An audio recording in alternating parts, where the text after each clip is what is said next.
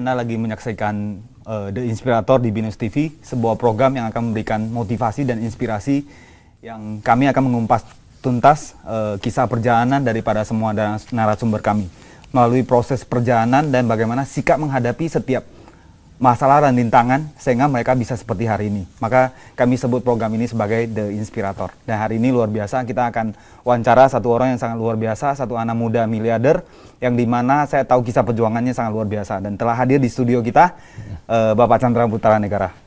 Apa kabar, Bro?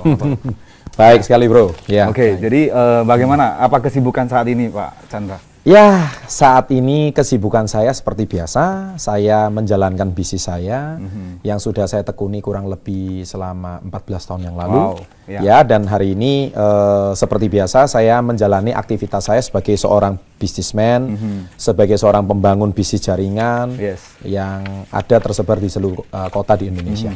Jadi kesibukannya sekarang jalankan bisnis ini. Jalankan bisnis ini. Saya dengar saat ini juga udah mulai banyak diundang jadi public speaker ya. Betul, karena mungkin gara-gara saya nulis buku Badai Pasti Berlalu yang sudah saya rilis per tahun 2012 kemarin. Saya pasarkan melalui toko buku Gramedia dan rupanya banyak sekali yang narasumber ataupun ya media cetak yang juga melihat satu kisah hidup yang unik ya dari diri saya. Jadi banyak diundang oleh sebagai public speaker, juga tampil di majalah dan sebagainya. Nah, kalau saya boleh tanya, saya sudah baca tentang banyak perjuangan tentang Bro. Boleh bicarakan, jelaskan sedikit ke kita gitu. Ya, jadi awal sebetulnya perjuangannya seperti apa? Awal perjuangannya ya. Jadi sebetulnya ini semua dimulai ketika kalau dalam dunia bisnis, saya tuh mulai mengenal dunia bisnis itu waktu usia 12 tahun. Ya, jadi saya mulai membantu paman saya. Waktu itu ada kesibukan sebagai seorang anak SD ya, yang tamat SMP, kemudian saya mulai belajar. Nah, puncaknya waktu saya usia 17 tahun, waktu itu usaha orang tua saya sudah mulai dalam tanda kutip agak ada masalah, sehingga kita sebagai seorang mahasiswa waktu itu mau nggak mau, karena kita sudah kuliah kan kita harus bayar uang kuliah sendiri. Jadi waktu itu saya memutuskan untuk bagaimana supaya tetap saya akses kuliah, sedangkan orang tua ini dananya sudah mungkin boleh dikatakan sangat minim untuk meneruskan kita kuliah. Saya memutuskan menjadi seorang guru les. Waktu itu jadi saya 17 tahun starting dari guru les, dan waktu usia 17 tahun saya sudah boleh dikatakan tidak minta uang lagi sama orang tua. Gitu. Jadi kisah perjuangan bahkan dari sangat muda dan bahkan dari seorang guru les. Nah, kalau kita ngomong-ngomong, apa yang bisa membuat Bro sampai seperti hari ini?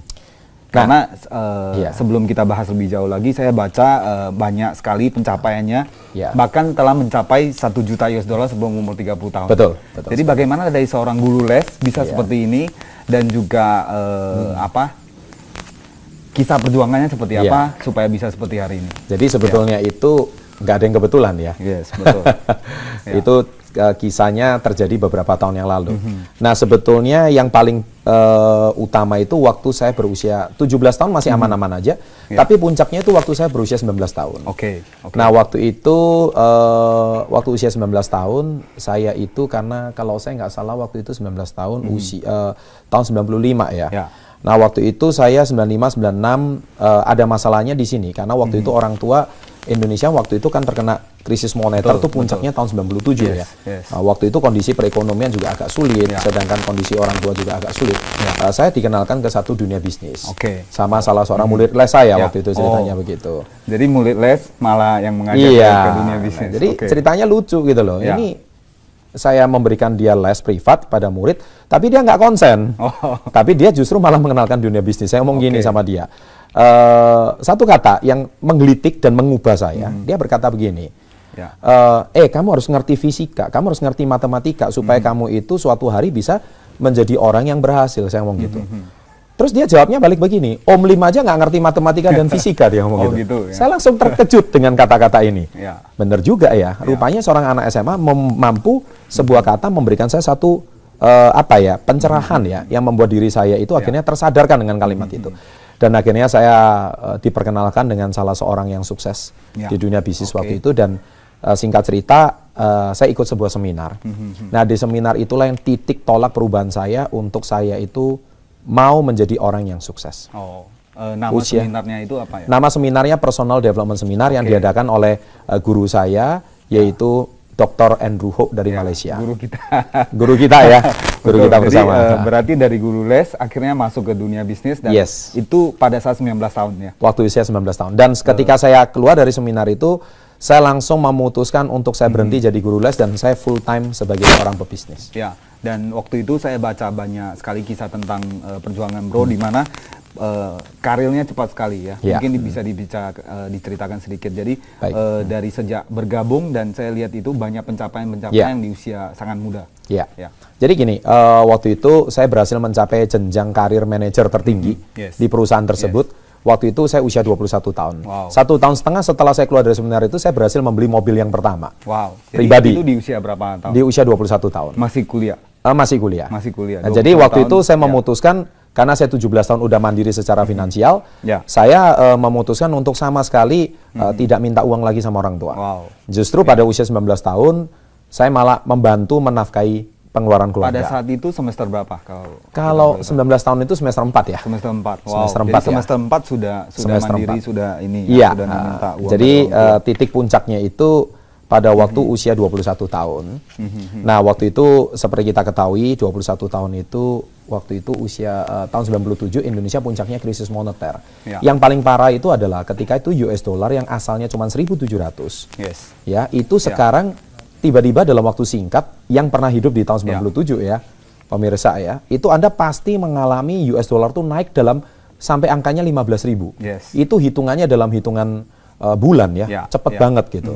Sehingga waktu itu namanya usaha apapun pasti habis. Ya, karena apalagi usaha orang tua itu pakai pinjam kredit dari bank.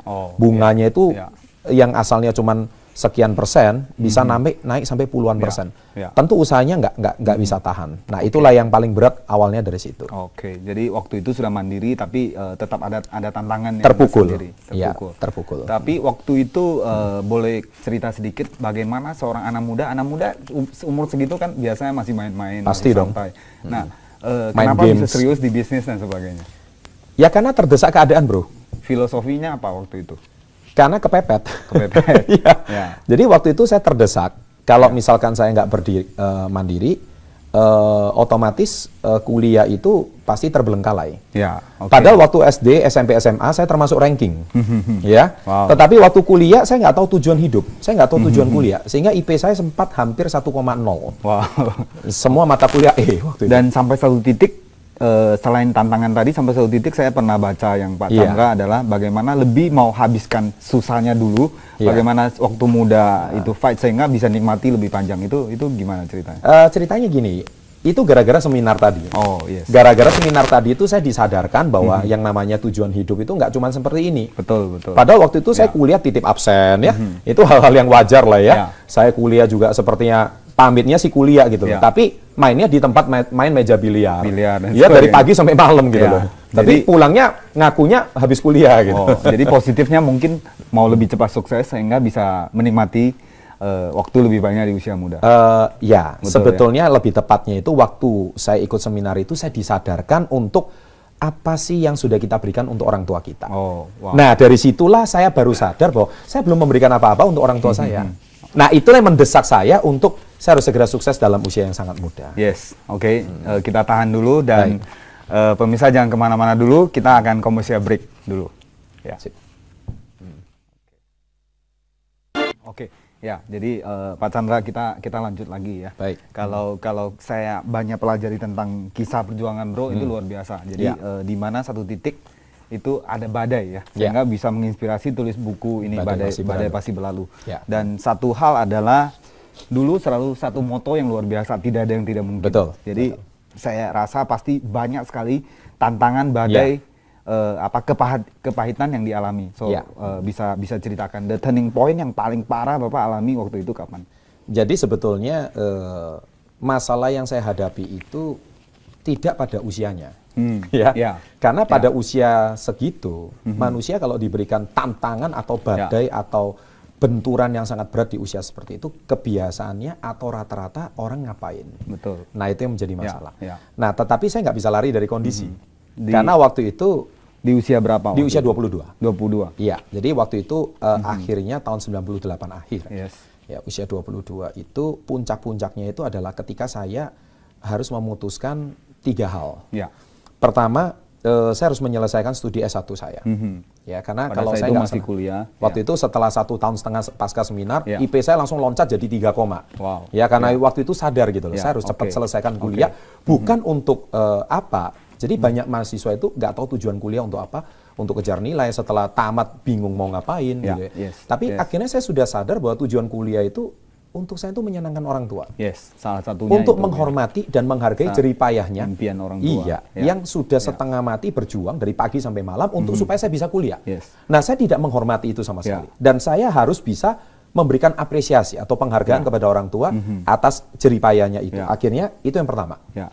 Yang kedua, saya waktu itu ditunjuk karena kami waktu itu perusahaan kami ada masalah, Ya, yes, sehingga saya harus memutuskan untuk merintis usaha baru bersama guru saya, Dr. Oke, Andrew Ho, oke. yang waktu itu saya ditunjuk untuk pemasaran di seluruh Indonesia bagian timur. Wow, jadi Indonesia untuk Surabaya, Timur semua. Indonesia, Ya. pusatnya dari Surabaya. Ya. Itu sampai ke Kaltim, sampai ke Sulawesi, Bali, Lombok, NTB, NTT, Yes. sampai ke Papua, Ambon, dan sebagainya. Ya, wow. Nah, waktu itu saya ditunjuk pada usia 22 tahun. Karena waktu itu kan saya sudah mencapai salah satu peringkat manajer tertinggi. Ya. Jadi saya dipercaya untuk bisa mengemban tanggung jawab itu di usia 22 tahun. Ya, oke. Itu yang kedua. Saat itu kami merintis nggak ada kantor. Ya. Semua Dan keterbatasan nggak ada. Berarti waktu itu di saat kesadaran untuk kuliahnya meningkat, Betul. sambil kuliah dan satu sisi harus pegang satu tanggung jawab Iya. yang besar di bisnis, Nah, itu dan yang ditambah lagi satu badai Ditambah yang lagi kedua. yang ketiga, ini yang paling berat, yaitu Apa karena waktu itu yang menjadi badai itu adalah karena ibu saya Yes. itu ada usaha, tapi usahanya ditipu sama partnernya. Ya. Nah, waktu itu ditipu nilainya 500 juta rupiah. Wow. 500 Ya. juta itu dengan kurs 1.700.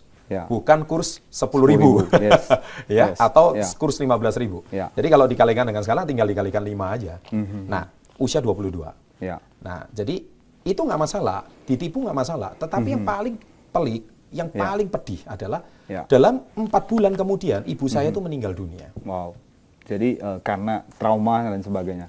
Ya, jadi waktu itu ibu saya meninggal itu gara-gara stres ya, Sedih karena sedih.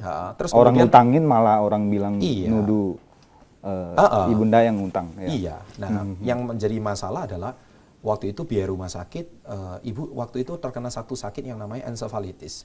Itu satu virus yang menyerang otak. Dalam waktu cuma hitungan minggu, sel otak tuh rusak semua. Jadi Ya. orang yang asalnya ingat, tiba-tiba seperti kayak linglung. Ya. Dan waktu itu saya tahu Pak Chandra lagi fight satu posisi director. Ya. Dan waktu itu malah sudah capai director, malah ibunda sudah nggak ada. Iya. Ya. Itu yang menjadi masalah di situ. Dan itu usianya baru 22 tahun. 22 tahun. Ya. Jadi waktu itu melewatinya bagaimana? Waduh, saya pasti yang namanya depresi pasti. Ya. Bingung, putus asa, sedih, kecewa. Ya. Nah, yang terpukul adalah bukan dua masalah yang tadi di awal, tapi yang terpukul adalah saya harus kehilangan orang yang paling mensupport saya. Yes, yes. Itu yang paling berat. Orang Dan yang itu saya tuliskan di diharapkan buku. pengen bahagiakan ya. Betul. Karena fight kerja keras pasti pengen bahagiakan orang tua. Jelas. Karena saya sudah bilang sama ibu, nggak usah lagi pikirin hutang. Mari kita berjuang untuk tinggalkan hutang itu. Yes. Mari kita mulai berjuang dengan karir yang baru. Kuncinya di situ. Yes. Jadi itu usia 22 tahun saya berjuang mati-matian untuk bayarin hutang dengan harapan ibu bisa menikmati hasil kesuksesan saya. Nggak taunya meninggal. Itu yang menjadi Jadi masalah satu pukulan yang sangat, yang itu yang disebut Pukulan yang sangat berat. dan disebut badai ya. Sangat badai. Dalam proses itu tentu tidak gampang, di mana Sangat tidak. satu sisi harus kuliah, satu sisi harus bekerja untuk lunasin Betul. hutang. Dan saya sempat baca pun pagi kerja, malam jaga orang tua. Iya. Itu jadi saya ngalami yang namanya satu hari bekerja kurang lebih 12 jam. Ya. Sampai jam 7 pagi, sampai jam 7 malam. Ya. Terus malam harinya saya istirahat sejenak, terus mulai berusaha lagi sampai jam 12 malam. Wow. Jam 12 malam gantian sama saudara untuk menjaga ibu Untuk sampai jam 5 pagi. Jaga ibunda. Iya, jadi saya satu hari cuma tidur 2-3 jam. Ya, dan sempat pernah mau tabrakan karena Pasti. nggak itu ya. Karena Jadi capek, kelelahan. Ya. Faktor kelelahan. Oke. Dan ini tentu satu proses yang sangat-sangat itu. Nah, waktu itu titik baliknya apa? Apa yang membuat Pak Chandra bisa kembali ke track gitu? Karena Gini. sudah depresi dan sebagainya. Iya, tentu saya sampai hari itu bukan cuma depresi, tapi saya hampir bunuh diri. Ya. Saya bunuh dirinya bukan kecapean, Ya. tapi bunuh dirinya ibu saya meninggal. Yes. Yes. Itu saya sampai stresnya itu di sana. Karena yang membuat diri saya itu sangat-sangat sedih dan sangat-sangat parah itu di sana. Oke. Dan akhirnya saya putuskan ketika ibu saya disemayamkan, ya sebelum dimakamkan, Ya. saya waktu itu sempat stres bingung. Nah, tapi yang membuat saya berubah adalah saya dapat satu mimpi. Oh, wow. Nah, mimpi itulah yang menyadarkan saya. Ya. Ya, Dari mimpi itulah yang membuat diri saya bisa berubah dan sadar bahwa ibu saya itu ada di tempat yang lebih baik. Oke, kita tahan dulu dan pemirsa jangan kemana-mana, kita ke commercial break dulu. Ya. Oke, jadi kita kembali ke yang tadi kita bahas, di mana begitu banyak hal yang dihadapi, begitu banyak badai dan sebagainya, dan akhirnya waktu itu karena dapat mimpi itu akhirnya bangkit. Ya, saya sempat lihat profil bro di mana mulai ke aktivitas dan sebagainya. Dan boleh diceritakan sedikit setelah itu apa yang terjadi? Nah, jadi waktu itu income saya baru 2,5 juta per bulan. Hutang 500 juta, nggak punya rumah lagi karena semua rumah udah dijual. Nah, nanti kisah lengkapnya di buku. Nah, harusnya logikanya 2,5 juta itu kalau menyelesaikan 500 juta, itu kan 20 tahun. Ya, betul. Tapi saya bisa selesaikan hanya ada waktu 3,5 tahun. Wow. Jadi usia 25 tahun, saya lunasin semua utang, usia 26 rumah yang dijual saya beli kembali. Wow, jadi itu luar biasa, itu karena berkat bisnis yang dijalankan. Dengan bisnis saya. Jadi kalau nggak semua bisnis bisa begitu. Nah, jadi dari bisnis yang saya tekuni, itu baru bisa melunasi hutang yang sedemikian besar. Jadi utang yang 500 juta bisa dilunasin dalam waktu yang sangat singkat, 3,5 tahun. Dan rumah yang terjual, yang waktu itu harus dijual, dibeli kembali. Dan saya beli kembali. Saya persembahkan untuk ayah saya. Dan di usia berapa Bapak? 26. Waktu itu 26 dan saya lihat di profil sudah beli Mercedes-Benz. Waktu itu sudah. Jadi beli Mercedes-Benz. Di usia berapa? Mercedes-Benz di usia 25. Jadi tepat saya melunasi utang, saya beli Mercedes-Benz lagi. Jadi akhirnya benar-benar bangkit. Sehingga filosofi tidak ada yang tidak mungkin itu sangat kental dengan Pak Chandra. Bahkan banyak yang memanggil Pak Chandra ini Mr. Nothing Impossible. Iya, betul. Nah, setelah itu bagaimana prosesnya? Waktu itu bisnis berkembang pesat karena dan sebagainya. Bisnis itu sudah mulai dapat momentum, mulai berkembang dari satu kecamatan ke satu kecamatan, satu kabupaten ke kabupaten, mulai berkembang sampai ke satu kota madya ke kota madya, sampai berkembang ke satu provinsi ke provinsi berikutnya. Akhirnya di usia 30, sebelum 30 itu sudah... Saya justru yang bukan from zero to hero tapi from minus. From minus bisa sampai jadi hero. Itu waktu usia 30, hutang sudah saya lunasi semua. Dan saya resmi mencetak 1 juta US dollar yang pertama atau senilai 10 M rupiah di usia 30. Di usia 30 dan waktu itu sudah traveling ke seluruh dunia. Hampir berapa negara? Pak? Jadi waktu itu saya sudah keliling ke 4 benua. Wow. Hampir 30 negara. Dan usia 33 tahun saya resmi masuk ke dunia yang kelima di Amerika Serikat.